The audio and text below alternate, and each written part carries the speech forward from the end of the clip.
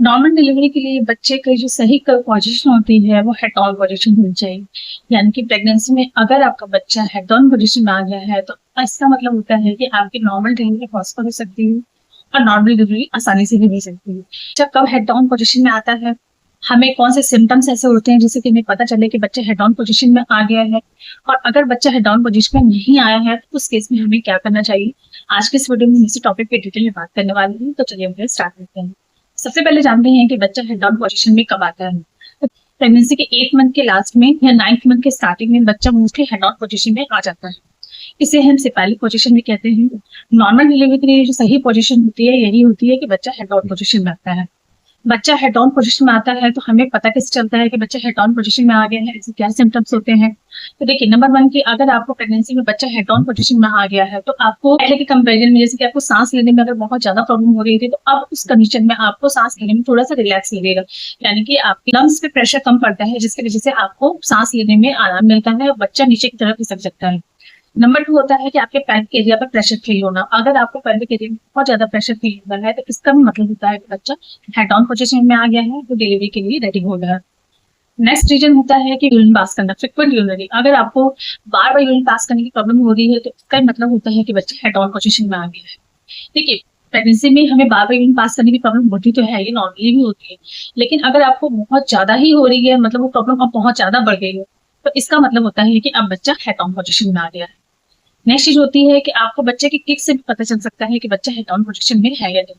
तो बच्चा जब हेड डाउन पोजीशन में आता है तो जो बच्चे की किक होती है वो ऊपर की साइड होती है, यानी आपको चेस्ट के साइड में, चेस्ट के आसपास आपको ऐसा फील होगा कि आपको किक महसूस हो रही है। इसका मतलब है कि बच्चे हेड डाउन पोजीशन में हो गया। तो ये सारे तो सिम्टम्स है कि बच्चे हेड डाउन पोजीशन में है या नहीं है। ये सारे सिम्टम्स हमें कैसे पता चलता है। हम बात करते हैं कि अगर बच्चा हेड डाउन पोजीशन में नहीं आया है तो उसके लिए हमें क्या करना चाहिए। तो देखिए, नॉर्मल डिलीवरी के लिए जो मैंने जैसा कि बोला कि बच्चे की जो सही पोजीशन होती है वो सेफाली पोजीशन होती है, यानी कि बच्चा हेड डाउन पोजीशन होना चाहिए। अगर आपके अल्ट्रासाउंड में अभी तक आपको ये बच्चा हेड डाउन पोजीशन में आया है तो इसके लिए आपको डेली वॉक करना है।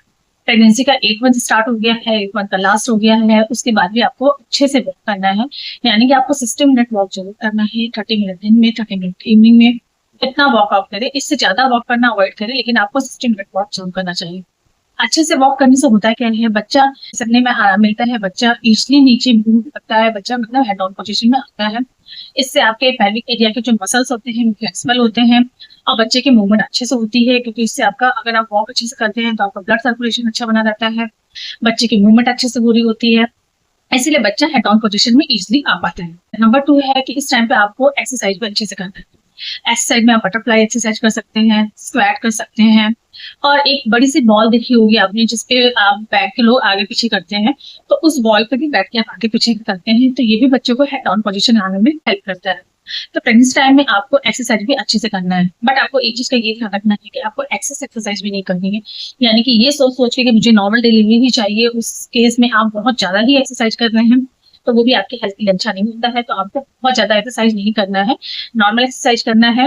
और आपको एक चीज का ये ध्यान रखना है कि एक्सरसाइज करते समय आपको बहुत ज्यादा थकना नहीं है, बीच बीच में आपको पानी पीना है, यानी कि अपनी हाइड्रेशन का ध्यान रखना है, और उसमें आप हल्के फुल्के स्नैक्स ले सकते हैं। एंड अगर आपको, आप प्रेगनेंसी नॉर्मल नहीं है, आप प्रेगनेंसी में कॉम्प्लिकेशन है, तो कोई भी एक्सरसाइज करने से पहले डॉक्टर से कंसल्ट करें, उसके बाद ही कोई भी एक्सरसाइज करें, अदरवाइज आप एक्सरसाइज करना अवॉइड करें। तो फ्रेंड, ये सारे तरीके हैं जिससे कि आप हेड डाउन पोजीशन में बच्चे को ला सकते हैं। बट एक चीज आपको और ध्यान रखनी है कि अगर बच्चा हेड डाउन पोजीशन में अब तक नहीं आया है तो आपको ये सोच सोच के स्ट्रेस नहीं लेना है, परेशान नहीं होना है कि आपका बच्चा अब तक हेड डाउन पोजीशन में नहीं आया है, आपकी नॉर्मल डिलीवरी नहीं हो पाई। तो प्रेगनेंसी में आपके लिए स्ट्रेस लेना बहुत ही कॉम्प्लिकेशन आ सकता है, तो आपको बहुत ज्यादा स्ट्रेस नहीं लेना है। बच्चा नॉर्मल तरीके से हो या सीजरियन तरीके से हो, बच्चा सही सलामत हो, आपकी प्रायोरिटी ये होनी चाहिए। आपको ये सोच करके परेशान नहीं होना है कि आपकी अपर डिलीवरी हो या फिर सिजेरियन डिलीवरी हो। आप अपने से जितना कोशिश कर सकते हैं वो कोशिश करिए, बट आपको ये सोच सोच के बहुत ज्यादा परेशान नहीं होना है। हेड डाउन पोजीशन में नहीं आया है, बच्चे का सही ऊपर की तरफ है, जिसे कि ब्रीच पोजीशन कहते हैं, तो उस केस में आपको सिजेरियन डिलीवरी करनी पड़ सकती है। बट उसके लिए आपको परेशान नहीं होना है। आपकी नॉर्मल डिलीवरी हो या सिजेरियन डिलीवरी हो, दोनों ही कंडीशन में आपको खुश रहना है। आपकी प्रायोरिटी सिर्फ ये होनी चाहिए कि आपका बच्चा सही सलामत हो, आपकी हेल्थ सही अच्छी हो। तो फ्रेंड्स, देखा आज का वीडियो, आई होप की वीडियो अच्छी लगी हो, वीडियो इन्फॉर्मेटिव हो, वीडियो अच्छी लगी हो तो वीडियो को लाइक करके मेरे चैनल को सब्सक्राइब कर दें, बेल आइकन प्रेस कर दें, ताकि आपको प्रेगनेंसी रिलेटेड सारे अपडेट्स मिलते रहें। अगर आपकी फैमिली फ्रेंड्स या कोई भी लेडीज आपकी प्रेग्नेंट है तो मेरे वीडियोस प्लीज उन तक शेयर भी करें। किसी भी टाइप का कोई डाउट्स है तो आप मुझे कमेंट बॉक्स में मैसेज कर सकते हैं। तो मिलते हैं नेक्स्ट वीडियो में।